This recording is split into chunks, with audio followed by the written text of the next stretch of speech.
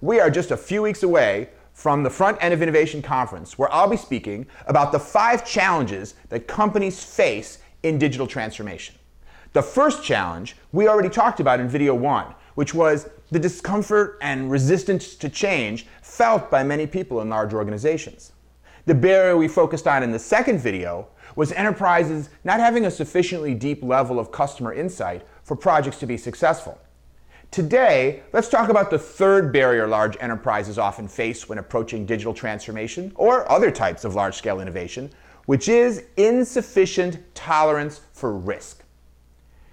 Do you struggle to get the kind of support you need to transform your company's products or services or marketing for this changing world? Do you sometimes find that there's a willingness to fund relatively incremental improvements with fairly predictable short-term results, but a lack of readiness to place big bets on transformational change? For many companies, it seems a lot less risky to just stay in the areas they're comfortable than to venture out into the unknown. So, are they right? Is it risky to transform your enterprise? Sure. Something could go wrong. Things might not work out. You might misstep. In fact, you probably will. But when the world is changing, not changing is even riskier. Here's the good news. CEOs and those managing business units understand a lot about risk. It could be argued that managing risk is their main job, deciding where to invest so as to get the biggest upside with the lowest risk of downside. And in the public market, they know that if someone offers them a stock with supposedly huge returns and zero risk of downside, that it's time to run the other way. Innovation risk can be thought of in some ways as similar to equity investing. Success comes from good insights into the market, such as comes from understanding your customers' needs and current trends, combined with a portfolio approach, so you're never placing all your bets on one horse. Because just like you can't really predict what's going to happen with any one stock, you can never be absolutely certain what the outcome will be of any one innovative product. Success comes from a well-managed portfolio. Our jobs as innovators and change agents is to communicate this risk profile in a way that the risks make solid business sense.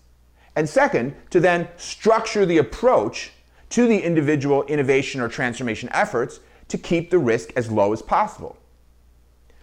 Once you have alignment on the idea that some level of risk is necessary and appropriate, a key to gaining confidence from senior management is to show that you are envisioning the different types of risk that your efforts will face and developing smart remediation strategies. So let's get specific. We think about 5 different categories of risk when we plan transformational projects at my company, From. The first type of risk that we always think about is implementation risk. You could have a great idea, but fail to pull it off. For example, the technology could fail, the manufacturing process could produce too many defects, or the cost might be way higher than anticipated. Implementation failures are generally the result of the unforeseen. The best antidote is having a sufficiently diverse team representing all the critical areas of risk, such as IT, manufacturing, marketing, and customer support. And then this cross-functional team needs to collaborate really effectively together. We often facilitate in-depth workshops with these types of diverse teams to explore areas of risk early on in a project and develop remediation strategies. And, even more importantly, simplify by using the concept of the minimum viable product, where less ambitious, less expensive launches lead to the more sophisticated ones. You can significantly reduce the complexity of bringing the product to market and therefore the implementation risk. You want to create the expectation anyway that innovation efforts are iterative, test and learn processes. Management would prefer to hear that you are 100% confident that the very first steps of this digital transformation will be massively and immediately successful. But don't fall into that trap of making that promise.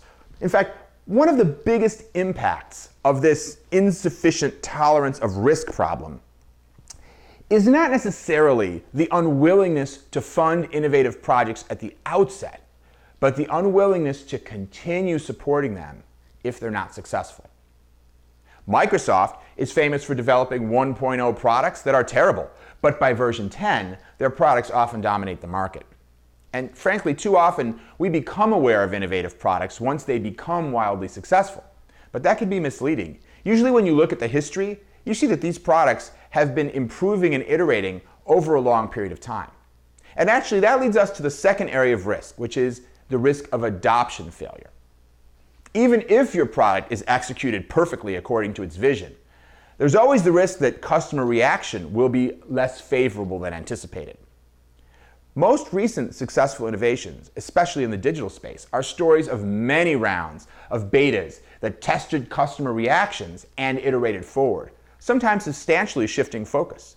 For example, eBay started out as a website for trading collectible Pez dispensers. Facebook started out as a dating site, and Flickr started out as an online role-playing game. The third risk of failure is disintermediation or cannibalization. It's actually one of several examples of failure by success. By cannibalization, we mean the risk, for example, that a new digital channel in its success could take money away from another area of the company's business, for example, its offline channels. And disintermediation is basically cannibalizing from your partners or distributors by selling direct, and as a result, you might cause them to have less business through your products and perhaps retaliate in another area of the business relationship. Tim Cook recently shared Apple's philosophy about new products cannibalizing their pre-existing product lines, which is that he figures that if Apple doesn't do it, someone else will, and so they might as well embrace it. And clearly, the iPhone cannibalized the iPod, and the iPad is doing the same to notebook computers. And when it comes to similar concerns about business relationships with distributors and retailers, or whatever the equivalent might be in your industry, frankly, this was more of an issue 10 years ago. And for most industries today, there's a wide recognition that there's going to be little exclusivity of distribution, and that competing with the direct sales of the manufacturer is probably inevitable. The main principle here is just to ensure a level playing field, so that if your partners play their role effectively in the overall customer buying life cycle, that they still have ample opportunity to succeed. Now, the fourth category of risk is arguably another success scenario. When your new innovation starts to gain success, there's the possibility that it will result in the company becoming the target of lawsuits, or that the government might interpret that the innovation violates some perhaps fuzzy law or regulation. Obviously, on the one hand, appropriate legal advice is needed for anything we do in business. But in my experience, the bigger problem is this. Anytime we chart new waters, it's often unclear what the legal ramifications are. Airbnb and Uber are constantly fighting legal battles while their valuation has climbed to the tens of billions of dollars. When Google launched, they faced legal challenges as to whether it was even legal for them to index websites belonging to other companies. The reality is, when you're blazing new ground, some legal uncertainty is par for the course. And attorneys are often asked to focus on protecting the company from all risk. It's important that they be brought onto the innovation train to understand that our goal is not to avoid risk. It's to take intelligent risk. The fifth and final category of risk is the risk of the perception of failure. Successful innovation requires experiments, wrong turns, learning, and persistence. There's always the risk that some who don't have a knowledgeable mindset about innovation will judge the projects or their leaders as failures, because there's always going to be failure as part of the innovation process. Nobody likes to be perceived as a failure. And so this risk creates emotional barriers to commitment to innovation. And in the political world of the enterprise, as well as the psychology-driven world of stock prices, perception can become reality. So it's critical that the right expectations are set in advance about innovation projects, their time frame and expectations for return, and the portfolio approach, that not everything is going to be successful. Also, companies that are successful at innovation create cultures that reward those following a diligent innovation process and don't punish the natural failure that comes as part of innovation, especially when it's accompanied by useful learning. Risk in the end should be calculated, of course, and not all risks are worth taking. But the key question is not whether anything bad might happen. But like any investment, the potential return needs to be weighed against the potential risk. And we'll never know for certain when we start whether the rosy projections associated with the project's business case will really come true. The best we can do is make intelligent forecasts, apply iterative and collaborative processes driven by customer research, and maintain a portfolio of initiatives so that all our hopes are never on only one idea. Innovators should be sure management understands that yes, there is risk that the ROI will not be achieved, and certainly the time frame of the return on investment may be unclear. However, in these changing times, failure to fund transformational initiatives simply leads to another kind of risk. Also, one that I like to abbreviate ROI, which is the risk of irrelevance. I'll leave you with this famous quote by Teddy Roosevelt that I think applies here. Far better is it to dare mighty things, to win glorious triumphs, even though checkered by failure, than to rank with those poor spirits who live in the gray twilight that knows not victory nor defeat. So let's work together to keep your company out of that gray twilight. If you like this video, I command you to stop right now and share it with 5 of your colleagues.